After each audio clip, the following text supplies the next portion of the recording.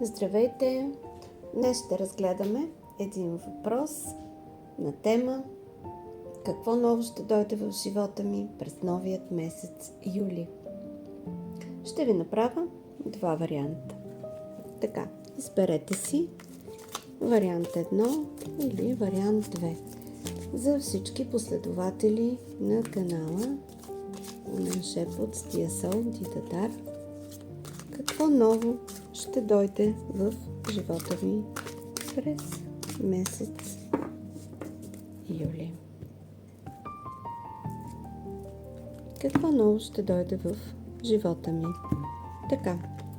И сега картите за първи вариант.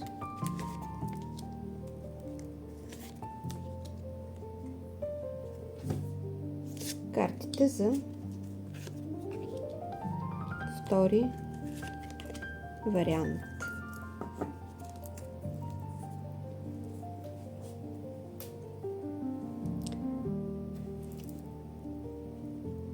Дъно на колода имаме справедливост, т.е. в този месец ще възтържествува справедливостта.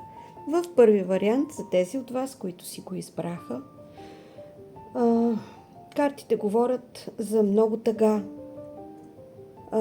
достигнала дори до печал.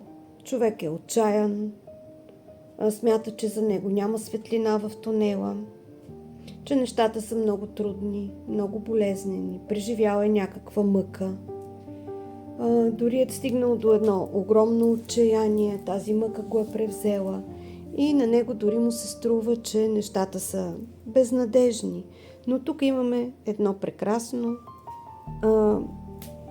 асо пентакли, което говори за нови възможности, за защита, за всичко, което започнете, ще бъде доведено до успех, по справедливостта, естествено. Обърнете внимание на себе си, помислете по първи вариант, който го избрахте. Предстоят ви нови щастливи мигове, ще бъдете под закрила, ще се излекувате от болката и от тъгата. Само пожелайте. Във втори вариант говориме, че картите говорят за една защита. Вие се защитавате от нещо, подложени сте на някакво изпитание и сте готови на всяка цена да отстоите своето.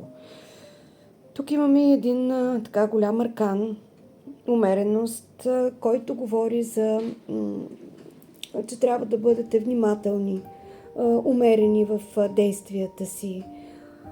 Защитавате се и ще ви бъде помогнато. Архангела ще ви помогне да се балансирате, да се излекува полето около вас, нещата да потръгнат добре.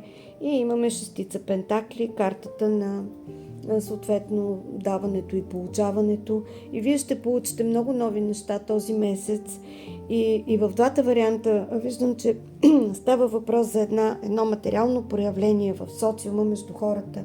Ще получите това, което искате в втори вариант, но и вие трябва да дадете.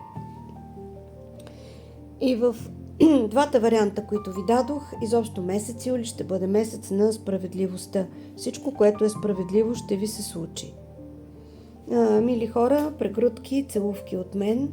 Обърнете внимание на себе си, излекувайте се от тъгата, тези, които избрахте първи вариант. Вселената и висшите сили ще ви дадат тази възможност, само поискайте. А по втори вариант, бъдете по-умерени, ще получите помощ от Архангела, от Архангел Михаил. Отстоявайте своето и давайте. Давайте, за да получавате. Колкото дадете, толкова и ще получите. Хубав период от мен. Прегръдки, до нови срещи!